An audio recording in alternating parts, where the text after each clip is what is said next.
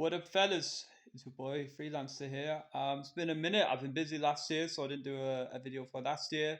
I'll just do a quick video for this year. I might do one for last year as well because my favorite song I've heard from last year. I actually didn't hear it until this year, so I might do a video for last year.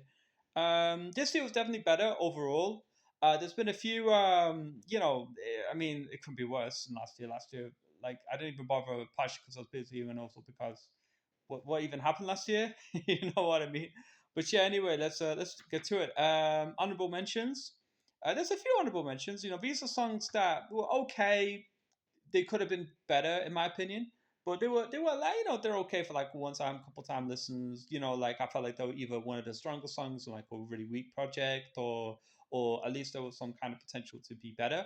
The first one I'm gonna say is Drake. It's Up with 21 Savage. I felt like this song 21 had the better verse in my opinion, and the beat was decent. It was cool. I just felt like it was more of the same from like let's say a Fear of Heights or first person shooter kind of style beat, but not quite as good.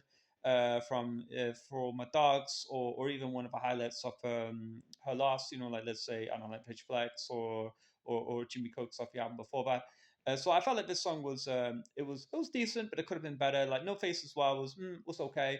And then I have to give it to Kendrick. I felt like Heart Part Six was the easily the best song on that album, in my opinion. I know it had a very strong SMV or SVW sample. I apologize, I'm butchering that group's name. It was a song produced by the Neptunes from the mid 90s, and it used that sample quite generously. But I felt like there was at least in the beat there was enough difference to separate the two. And while yeah, sure, it's not like the best thing ever, it was decent. I listened to it, I thought it was okay. So got to give Kendrick a little bit of credit. This is one of his better songs in recent years, in my opinion. And yeah, again, I'm not big on his vocals, but I thought the song was okay. Got to mention it as like a song for was okay from this year. I've thrown 21 Savage Pop Your Shit because I love the beat. One of Metro's beats in recent years. And 21 was okay in it, in my opinion, especially in the verses. But in that chorus where he says, it's gassed up. I think somebody pooped. It just kind of like it made me go, oh come on, bro. Like, why did you say that in the chorus? If you said literally anything else in the chorus, I would have come back to that song 100 times more than I would have done because that beat is dope. Like and it gives me like a almost like a Savage Mode One kind of vibe. So like well, it kind of wasted that beat in my opinion. I'm gonna go with Young Nudie. Come to My World. It was okay. Again, I felt like his flow in it was a bit too, you know, basic and derivative. That's probably my Young Nudie. I feel like he's kind of a niche rapper in some ways. Like he's not the most diverse, and I feel like yeah, EA is a brilliant record, but that's really the record that I love from him. I mean, Burnier's decent, Extendo's decent, Come to My World is okay. So give it credit. Decent record, decent Pierre beat. If you're a big Pierre fan, check it out. Check out the tape if you want as well. But that's a highlight in my opinion. And yeah, I think there was a couple of other songs in that ballpark, but nothing really exceeds it. And then I'll go with this. I think Toshi. Shout out to Toshi. He did put me onto that. Or at least he reminded me that what do you call it? The Pierre and the Young Rudy album came out. The Sample Two came out. But he also put me onto this guy called Votwat, which isn't the most, which is a concerning rap name, right? But Envy and I checked out his other record. I think it's called Stormbreaker. Had decent beats. I just wasn't a fan of him as a rapper. I feel like his rapping was just, it just sounds too much like Playboy Cardi, but without much energy and a bit more generic. You know what I mean? And to me, those beats were dope. Envy especially and Stormbreaker both had dope beats, but I felt like he's not even as like distinct as someone like Nate Day, in my opinion, or like I don't know, like Gunner or someone like that. You know what I mean? Someone who's like not even in the conversation for me of being the top 10 rapper since 2015, right? You know what I mean? So like for me, I don't know, but like it was okay, I guess. And oh yeah, I think that was the intro to that French Montana album, things like the Dirty Bronx intro, and I felt like that intro was cool, but it wasn't. It just didn't really come back to it. It was decent, it was listenable, but it wasn't anything I'd really come back to. And oh yeah, and LL Cool J Passions. In fact, I might put that at 7 because that's a pretty good record. That's a good record. I like the record. And I'll also say the Common, all kind of ideas, Common Pete Rock album, all kind of ideas was decent. Rest of the tape, I think that was the intro track was okay, but the rest of the tape wasn't really for me. So you know what? Number 7, I'm going with LL Cool J Passions, easily the best song on the tape. I think there was a song towards the end which had a posse cut with newer rappers in it. I can't remember the name off the top of my head. I remember that song being okay. I remember I think it was the second record on it being okay, but but Passions was easily the best record on the whole album. I love the little like electric pianos that come in. It sounded really dope, and it really gave it like its own little flavor to the groove, and like it kind of like it shouldn't work, but it does work. And I felt like that was the only song on that album where I felt like Q-Tip really putting his foot in with regards to production, right? And then I'm gonna go with number 6. I know, yeah, and obviously LL Cool J, he sounded hungry in that record, and he also sounded pretty dope in that record, in my opinion. He had good rhymes, good flow, good cadence, and he was decent throughout the whole album, for being honest. But just some of the production just wasn't hitting me, in my opinion. And number 6, I know this is more of a commercial record, but I gotta be honest, I liked it. I've got a few replays on me, more than I thought it would. And it's been a while since Playboy Cardi really put out something I've liked. But the Playboy Cardi Weekend record, Timeless, I think it's a dope record. I think it's one of Pharrell's better recent beats, for sure. And I also think that the song, it's just a good record, man. Honestly, I feel like that like I love the way Playboy's vocals switch up a lot, because like usually it doesn't really work, especially on that last album, Dilate, and on the recent singles. I was like, But in this single, I felt like it worked. I felt the beat was pretty good. It wasn't amazing, but it was pretty good. And I liked the way Playboy sounded on it. I liked the way The Weeknd sounded on it. Again, what they're saying isn't super deep or anything, but it's just a good record. Like it's a well produced, well executed vocally record, right? And it's so catchy, and the synths towards the end with nice touch. It's a dope record, in my opinion. One of the better songs of the year, easily. And number 5, I'm gonna go with Glorilla with Let It Cook. I felt like this beat, okay, this is my favorite Glorilla record to this point. I felt like TGIF was decent. The Yeah Glow remix was decent, and I also kind of like the obviously the a couple years ago. I've got him off the top of my head. The one that really put him on the scene. That song was decent too, but to me, this is the best song yet. Like I really like the beat. I know it's been done a few times before, and I went through the Who Sampled list of songs that sampled this song, and I felt like this song kind of stands out on its own enough for me to go, okay, I like this record. You know what I mean? Like, I think this was a dope beat. It was executed well, and Glorilla, she has some swag on it, some personality on it. I feel like she does what like other rappers, because people lump her in with like Megan Thee Stallion, for example, but I feel like she just has at least like an attitude or like a charisma about her that kind of separates her from most people, and like she does what those people do but better, right? In my opinion. And number 4, I'm gonna go with I give this 100% to Toshi.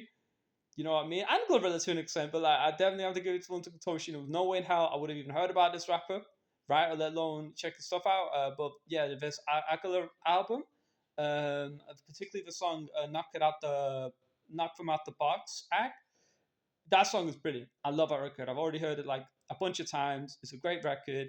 And there's several other songs in this album as well that I feel like were decent. But that to me is by far the highlight. Like I love the pianos. The way those pianos are looped is brilliant. It's kind of like Griselda in a sense where it's like kind of more low key drums, but the drums are more prevalent in the mix, which I definitely prefer. And on top of that as well, the way the pianos are looped, the groove, the more slow boom bap groove makes sense because it gives room for this melody to shine. And boy, does this melody shine. I love this piano sample. It's great. I love all the other instrumentation that kind of come in to complement it. It's great. Gives a really good vibe, like a Lil B vibe, like a Cloud Rap vibe, but still boom bap. And that's what makes it dope, right? Or even maybe something like Mac Miller would have rapped on, like in like 2011, 2012, around that time. But yeah, this record's just dope, man. I feel like this is a really, really good song, and I feel like Akala sounded dope on it. I felt like he was, again, like he's not like the best rapper ever, but he sounded dope on it, and he had, and this is a song that I've listened to multiple times, right? And number 3 is a couple songs, so I'll give it to Lil Super. And so two song he dropped 2 albums this year, one Metal 2, and the other one of the Supremacy album. I think it's called Iconos. right? And Lil Super is a Venezuelan rapper. I mentioned him his channel before in 2022, I think in 21, and definitely 2020 with Funky Fresco. And anyway, and this record, Garden City and The Deal of Iconos, those two songs are dope as hell, man. Like especially Garden City. I love that beat. That beat is beautiful. It's gorgeous. Love the beat. Lil Super and the other guys from Supremacy killed it, right? Dope, dope, love it, love it, love it. Great. And there's a couple of songs that are okay, but those two songs are the highlights. And The Deal, again, it's got this more like, I think it incorporates like, other like boom bap sounds, but again, kind of like Aguilar, it kind of has its own vibe that really elevates it above their peers. Like those two guys, in my opinion, and maybe LL Cool J, and even to the last extent, like Common with Pete Rock, like these guys all at least had something that really elevated their material above a lot of other guys who are doing this kind of sound and style, especially in the underground. And yeah, I love this. I love that record, Garden City. And on Metal 2, there's a track called Aluminio. I would have liked it more if I felt like the ad libs were a bit too much, and there was like a I don't know, like an interlude or like in the beginning, and like there was a skit on the chorus, and obviously I don't speak Spanish, so it's kind of like I'm trying to like wait what it's saying, right? But yeah, and so maybe if I understood it, but I felt like it was a bit sloppily edited into the chorus. But apart from that, the beat was fire and the vocals were dope, and even the chorus would go like all that shit's fire. I love all that shit. That shit's great, man. But yeah, I felt like the verses were dope, and I think maybe they could have toned down the skits a little bit on that song, and could have toned down the ad libs as well, because sometimes they were shouting over each other when the other guy's rapping, and I'm like, yo, who am I listening to here? You know what I mean? But yeah, but that's dope as well. Shout out to Lil Super and 3M5 and Night Chess One on that record. That was a dope record, and obviously shout out to Supremacy.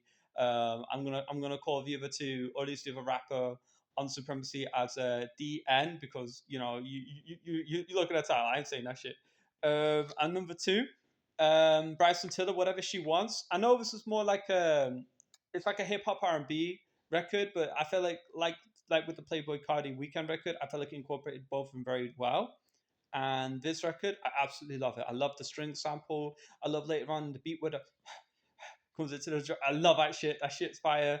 And yeah, sure, the song, again, isn't the deepest thing ever. It's about, talking about how these girls screwed him over and that. But I'm just like, oh, this beat is fire, man. Like, yeah, and he sounds dope as fuck over it. And, I mean, look, I know some guys, can relate to that shit. You know what I mean? And me personally, I've never really been screwed over like that big time. But yeah, I mean, it's just a dope record. It's catchy, it's fun. It's a good record. It's good vibes. It's a good record. I really like it. Yeah, I think this is definitely the best. Like, I mean, I know you could say it's like an R&B hip hop record, but this is one of the best beats I've heard the year. Not as good as number one though. Number one, hands down, Gucci Mane for Lifers. Shout out to that random comment on that Toshi video that I can't remember which Toshi video, but some man did say check this song out, and I checked it out, and I'm like, what the fuck? Does Gucci Mane have more songs like this? Like, cause this record is unbelievably fire. Like the rest of the tape is why I don't personally really listen to the Gucci Mane. It just sounds a little bit too derivative, a little bit too, like kind of stuck in 2007. This right here, this is fucking brilliant. This beat, nuts. This is the best beat I've heard all year, hands down, all last year, hands down. Like, and the way he was rapping on it, it's just brilliant, man. And that chorus is phenomenal. The verses are dope. Again, the lyrics, sure, but like the way he flowed in it, he sounded dope as fuck. He sounded authoritative. You know what I mean? And that record was just amazing to me. I love that record. I've listened to it a bunch of times. I will continue to listen to it. It's like, love it. Can't get enough of it. And yeah, and obviously the No Diddy shit was funny, but not really a song I listen to a lot. But that was a funny record. So yeah, Gucci Mane for Lifers, man. What can I say? That's a dope record. That really, because I'm not really. I like both with Drake, and I like he had a couple guest stars here and I thought I like, but that's the record that really made me go, I might check out Gucci Mane more now. And any Gucci Mane fans in the comments or anything, like, yo, just let me know what is his. Does he have more records like this? Because his record is just so good, love it. Anyway, Peace out. Hope this year is going to be better. You know, maybe not. Maybe so. Maybe another 2023. Let me know if you want me to do a video on 2023. I don't think anyone does. So thank you.